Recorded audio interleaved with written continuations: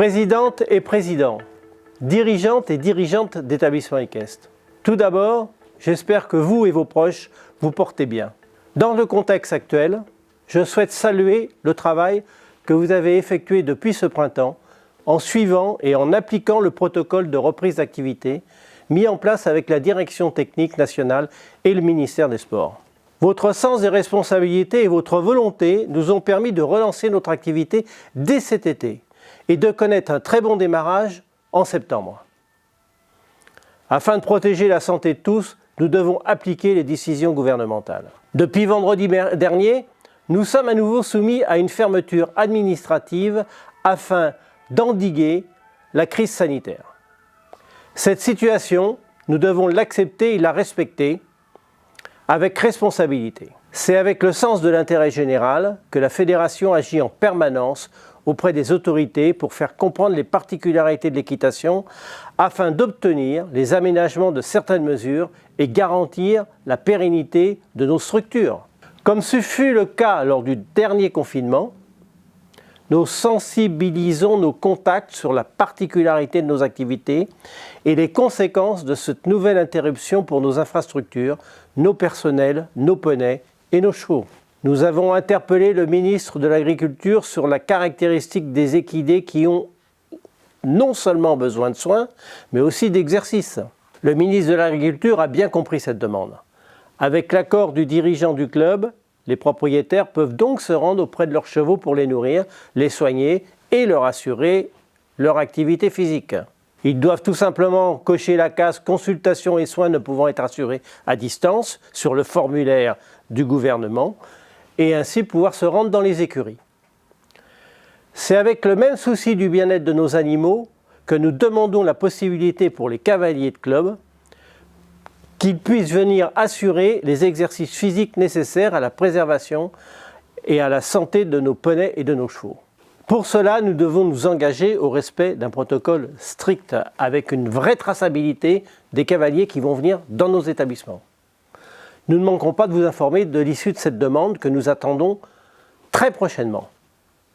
Sous le pilotage de Sophie Dubourg et Frédéric Bouix, les équipes de la Fédération, en relation avec les comités départementaux et les comités régionaux, travaillent ensemble pour vous apporter les réponses et l'aide nécessaires à cette période inédite et particulièrement difficile.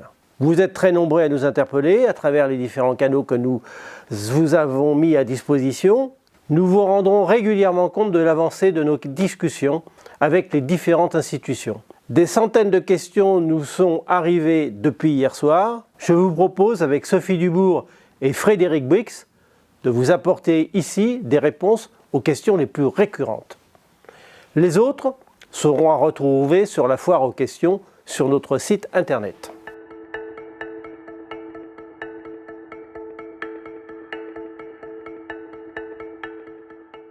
Bonjour à toutes et tous. Le ministre de l'Agriculture a rapidement été sensibilisé au sujet et a autorisé le déplacement des cavaliers propriétaires ou ayant un cheval en pension à se déplacer au-delà d'1 kilomètre pour s'en occuper. Cela signifie que les propriétaires peuvent se déplacer pour apporter les soins, l'entretien et l'activité physique nécessaires aux poneys et chevaux. Pour cela, les propriétaires doivent cocher la case « Consultation et soins ne pouvant être assurés à distance ».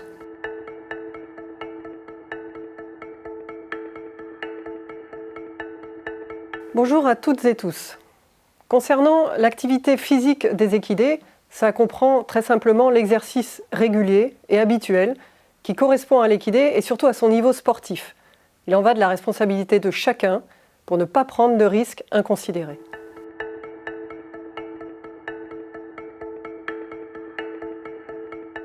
Pour les publics autorisés, comme les propriétaires d'équidés, les sorties individuelles sont permises dans un rayon d'1 kilomètre et n'excédant pas 1 heure. Sur la voie publique, il est nécessaire de se munir de l'attestation de déplacement dérogatoire.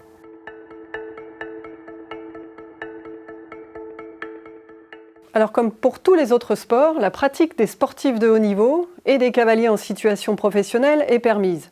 Pour les sportifs de haut niveau, listés SHN par le ministre des Sports et Espoir, et pour les cavaliers en situation professionnelle, très simplement de pouvoir justifier de leur statut professionnel vivant de la pratique sportive.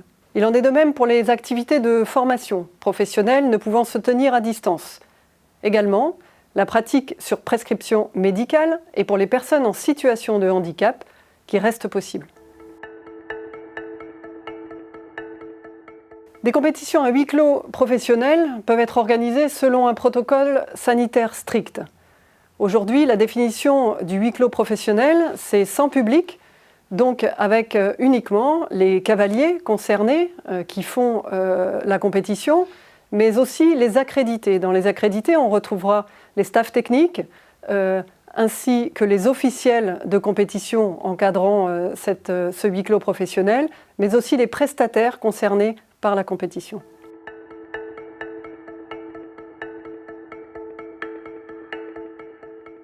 Alors, dans les publics concernés par les dérogations et donc les publics cibles, il y a aussi le public scolaire et périscolaire. Ils doivent bien sûr se pratiquer pendant le temps scolaire ou périscolaire sur une unité de lieu et toujours dans les mêmes groupes de pratique. Et cette mesure concerne aussi nos sports-études et sports-études excellence.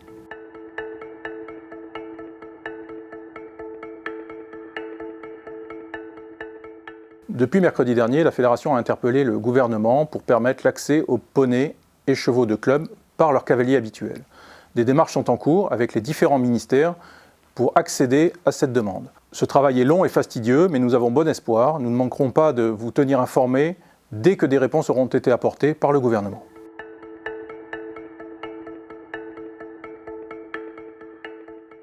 Pour permettre cet accès aux poneys et chevaux de club, la Fédération a établi un protocole qui est actuellement étudié par les différents ministères concernés. Ce protocole prévoit notamment la traçabilité de l'ensemble des déplacements des cavaliers et permettra d'établir des attestations justifiant du déplacement. Ces démarches sont encore à l'étude et nous avons bon espoir qu'elles aboutissent rapidement.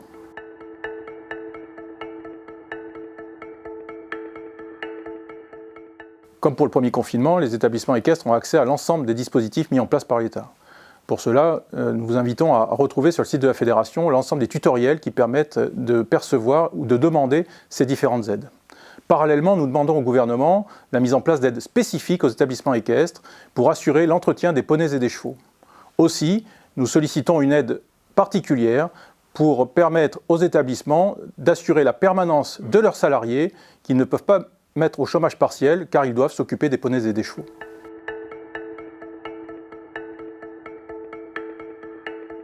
Eh bien déjà, je voudrais remercier tous ceux qui se sont vraiment mobilisés pour faire bien vivre la dernière opération de Cavaliers Solidaires, qu'a su profiter un nombre de clubs qui étaient en difficulté. Alors bien évidemment, tous les moyens de solidarité sur lesquels la Fédération peut participer, améliorer, encourager, seront à l'ordre du jour aussitôt qu'elles se présenteront.